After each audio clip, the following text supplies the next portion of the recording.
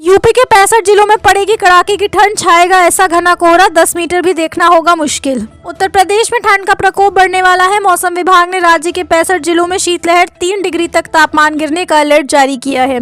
घने कोहरे के कारण दृश्यता 10 मीटर तक कम होने की आशंका है, जिससे यातायात प्रभावित हो सकता है। लोगों को सावधानी बरतने और गर्म कपड़े पहनने की सलाह दी गई है। लखनऊ में भी तापमान में गिरावट दर्ज की जाएगी।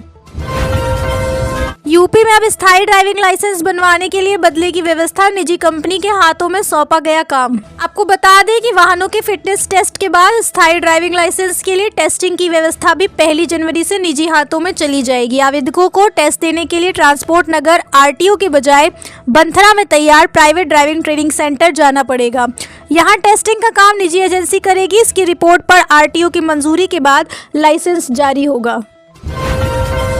यूपी विधानसभा चुनाव, कांग्रेस और सपा के बीच कैसे होगा सीट का बंटवारा, अखिलेश यादव ने कर दिया फाइनल। उत्तर प्रदेश में वर्ष 2027 के विधानसभा चुनाव के संदर्भ रणनीति बननी अभी से शुरू हो गई है। भारतीय राष्ट्रीय विकासशील समावेशी गठबंधन यानी इंडिया अलायंस में भारतीय राष्ट्रीय कांग्रेस और समाजवादी पार्टी के बीच सीट शेयरिंग कैसे होगी, इसको लेकर अखिलेश यादव ने बड़ा खुलासा किया है।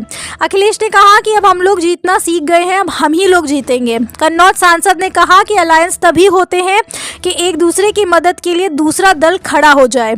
जब सब बराबरी हो जाएंगे तो अलायंस क्यों होगा। यूपी के पूर्व सीएम ने कहा कि इस बार हम लोग रास्ता निकालेंगे और कोशिश करेंगे कि अलायंस और मजबूत हो। सवाल सीट का नहीं बल्कि जीत का हो।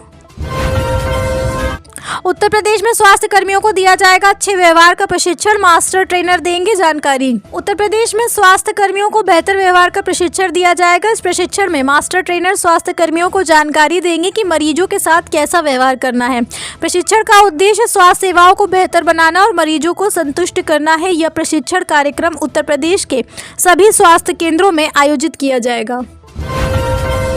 यूपी में खाद कालाबाजारी पर सख्त, योगी सरकार, नकली खाद बेचने वालों पर लगेगा एनएसए। मुख्यमंत्री योगी आदित्यनाथ ने खाद की कालाबाजारी और नकली खाद बेचने वालों पर एनएसए लगाने का ऐलान किया है। उन्होंने कहा है कि किसानों को परेशान करने वालों को बख्शा नहीं जाएगा। खाद वितरण पर सीएम कार्यालय से नजर रखी जाएगी और डीएम, एडीएम व एसडीएम को औचक निरीक्षण के निर्देश दिए गए हैं।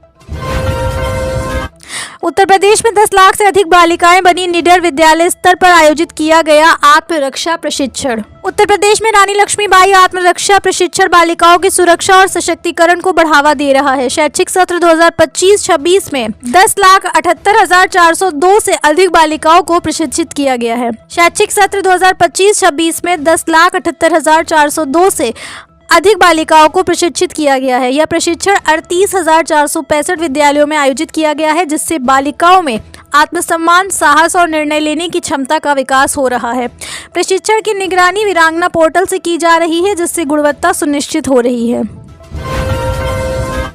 उत्तर प्रदेश को जनवरी में मिलेगा नए साल का तोहफा, सेमीकंडक्टर परियोजना पर खर्च होंगे 3,706 करोड़ रुपए। उत्तर प्रदेश को नए साल में एक बड़ा तोहफा मिलने जा रहा है। जनवरी में राज्य में सेमीकंडक्टर परियोजना शुरू होगी, जिस पर 3,706 करोड़ रुपए खर्च किए जाएंगे।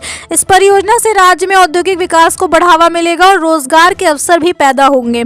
लखनऊ में इस परियोजना के शुरू होने से राज्य की अर्थव्यवस्था को भी मजबूती मिलेगी। उत्तर प्रदेश में योजनाओं से वंचित न रहे कोई पात्र, पिछड़ा वर्ग कल्याण राज्य मंत्री ने दिए निर्देश। उत्तर प्रदेश के पिछड़ा वर्ग कल्याण एवं दिव्यांगजन सशक्तिकरण राज्य मंत्री नरेंद्र कश्यप ने विभागीय योजनाओं में तेजी लाने के निर्देश दिए हैं। उन्होंने कहा कि कोई भी पात्र व्यक्ति योजनाओं के लाभ से वंचित न रहे। छात्रवृत्ति योजना में रीपेमेंट की व्यवस्था हो और शादी अनुदान योजना के लंबित आवेदन निस्तारित हों। दिव्यांगजन से जुड़ी योजनाओं का प्रभावी क्रियान्वयन सुनिश्चित करने के भी निर्देश दिए गए हैं।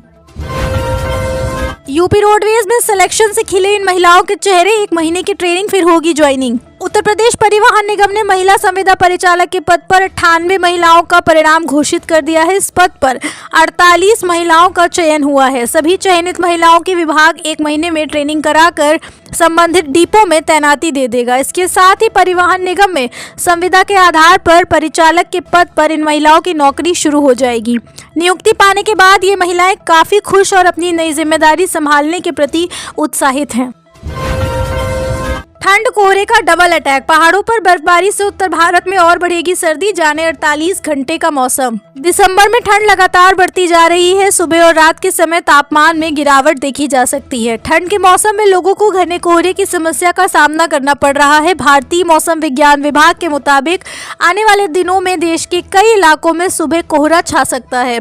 वहीं आज सुबह उत्तर प्रदेश और मध्य प्रदेश के कुछ इलाकों में घना कोहरा छाए रहने की संभावना है।